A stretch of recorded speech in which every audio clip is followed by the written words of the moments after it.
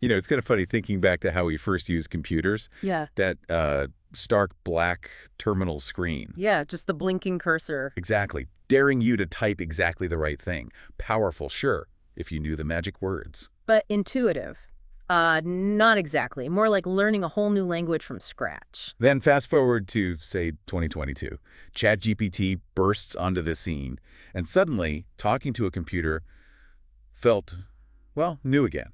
Exciting. It really did capture something, didn't it? That feeling of, oh, we're back to text, but in this, like, super-powered conversational way. It had that echo of the early days, but, powered by these huge language models. Right?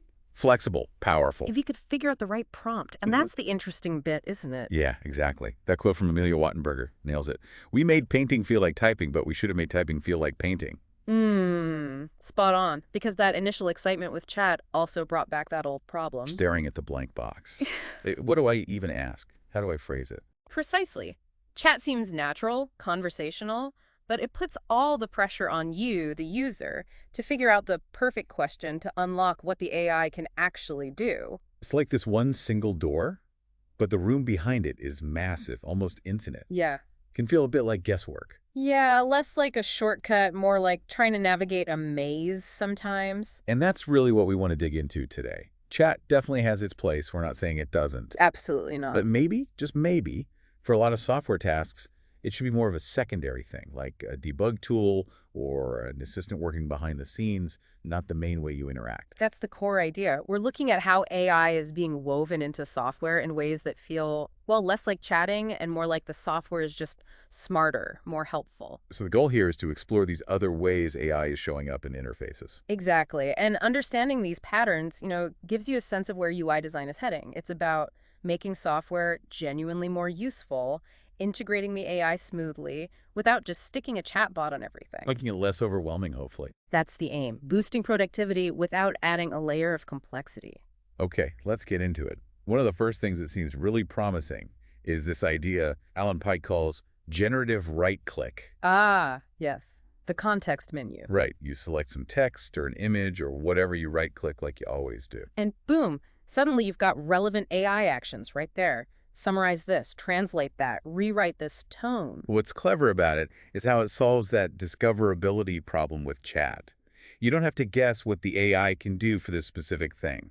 The options are presented to you right in the context of your workflow. The software anticipates what you might want to do next with that selected item. It's like it's saying, hey, I see you've got this text. Did you know I can help with these specific things?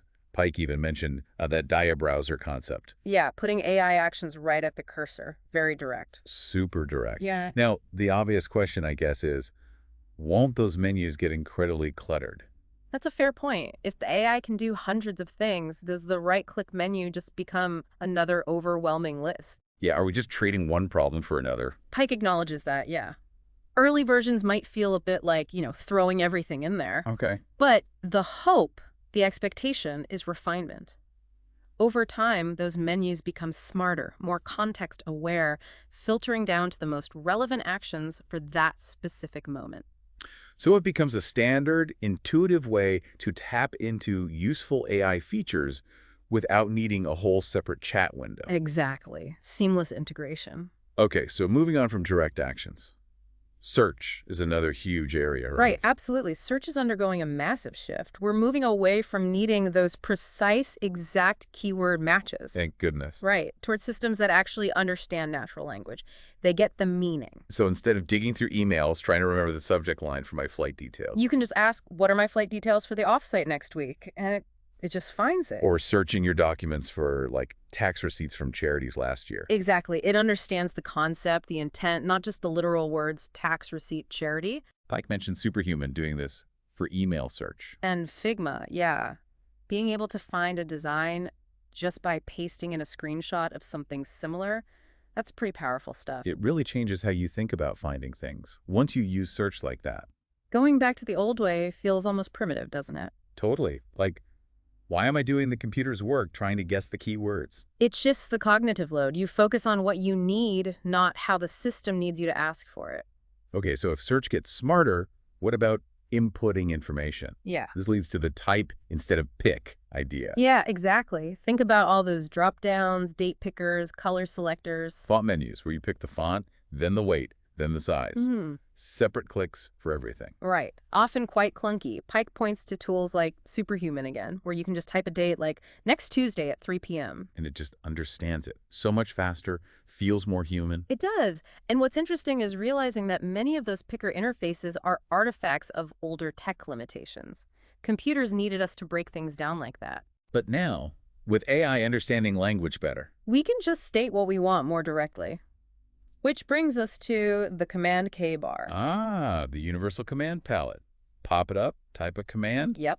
And LLMs are making these way smarter. You don't always need the exact command name anymore. Fuzzy search works better. So I could type something like, get rid of all unread notifications. Wow. And it figures out you mean mark all as read or whatever the specific command is. It can even help execute more complex actions, potentially. Imagine onboarding to new software instead of clicking through tutorials. You just type what you want to do. How do I create a new project? Or connect my calendar? The AI could guide you or even just do it. That could really change how quickly people get up to speed with complex tools. Makes you wonder if traditional menus might become less important over time. It's a possibility if the command bar gets good enough. Okay, what about feedback while we work? Spell check is basic, but this goes further. Much further. Pike brings up Maggie Appleton's idea of writing demons. Writing demons. Sounds slightly ominous. Yeah, maybe. But the idea is configurable AI personalities giving you different kinds of feedback as you write. So not just grammar mistakes, but What? Imagine one demon trained to be a clarity coach, pointing out jargon or complex sentences. Another could be a devil's advocate, raising potential counter-arguments to what you're writing. okay, I see. Like having little AI advisors on your shoulder. Exactly. LLM angels and devils, tailored to the kind of feedback you need for that specific task. And this happens inline, right in the document. That's the idea. Real-time, context-aware feedback. Pike suggests this could dramatically reduce the need to stop, copy-paste into a separate chat window, ask for feedback, and then bring it back. Yeah, that whole back and forth can really break your flow. Inline makes much more sense. Keeps you in the zone. Now, something we can probably all relate to. Digital clutter. AI helping with cleanup. Yes, definitely. This is a really tangible benefit. We all struggle with messy files, inconsistent names. Don't remind me, my downloads folder is a nightmare. Well, Pike highlights Figma's rename layers feature. Designers often end up with layers named, rectangle 1, rectangle 2, copy. Meaningless stuff. Right. And this AI feature looks at the content of the layers and suggests sensible, descriptive names. It sounds small, but it's a huge time saver. I can imagine. Just getting things organized automatically. And while some cleanup might need clarification, the AI might need to ask a follow-up question. A lot of routine digital tidying could potentially be automated without needing a chat interface at all. Just the AI taking care of the grunt work of keeping things orderly. Pretty much. Reducing that cognitive load of digital housekeeping. This theme of AI working quietly in the background seems key. Like the Apple Intelligence notification summaries Pike mentioned. Exactly. Instead of every single ping demanding your attention. You get a smart digest. Here's what actually matters. Which is crucial. Think about information overload in general, especially at work. Emails, documents, messages. It's overwhelming. LLMs can be fantastic at sifting through all that, pulling out the key takeaways, summarizing complex information, and surfacing what's most relevant to you.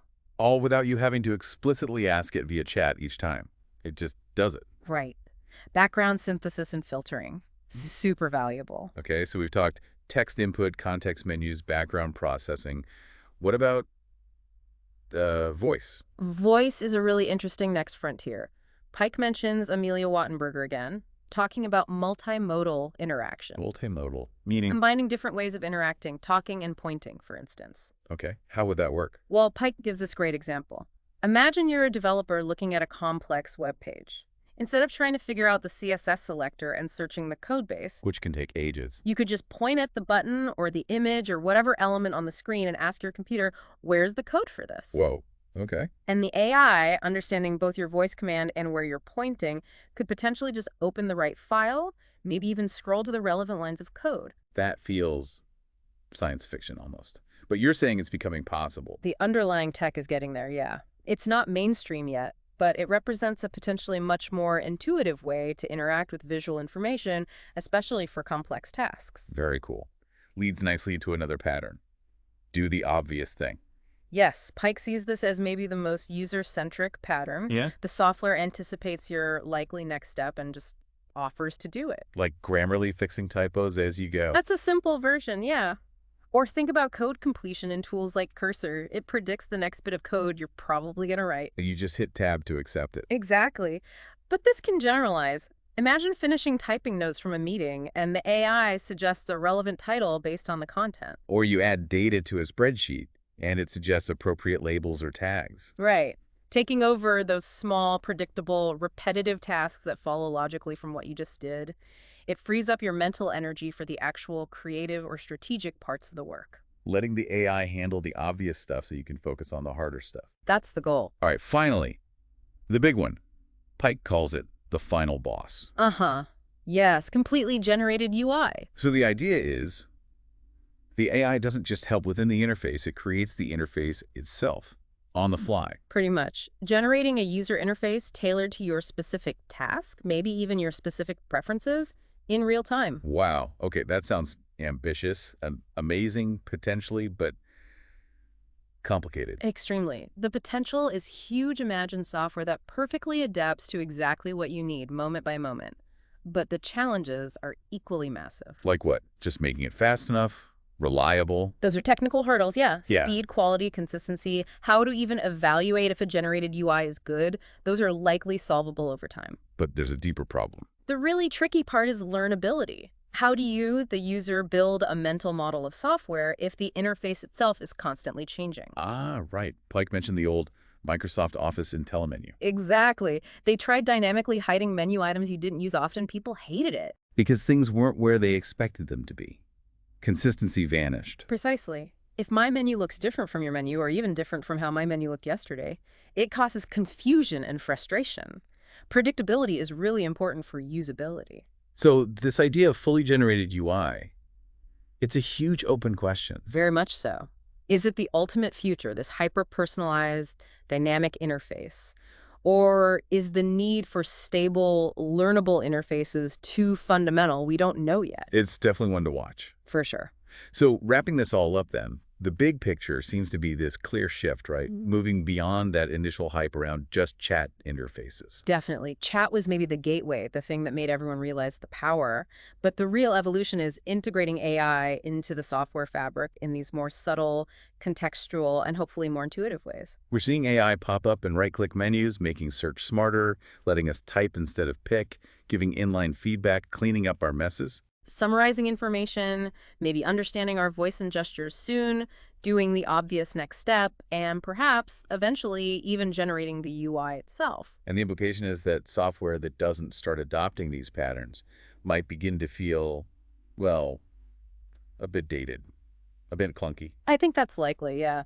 Especially as new tools built with these AI patterns from the ground up emerge. They could feel significantly more efficient and pleasant to use. It really does feel like a big transition period, kind of like, as you said earlier, moving from the command line to graphical interfaces back in the day. It's a similar feeling of potential of fundamental change in how we interact with these tools. Yeah. It's a really interesting time to be involved with software. Definitely a fun time to be excited about software again. Absolutely. So maybe a final thought for everyone listening. Yeah. As you go about your day using your usual software, think about these patterns. Yeah. Which of these non-chat AI ideas, the context menus, the smarter search, the cleanup, the voice stuff, which ones feel like they'd make the biggest difference to your workflow? Or which ones feel maybe a bit concerning? It's a fascinating conversation, and really, it's just getting started.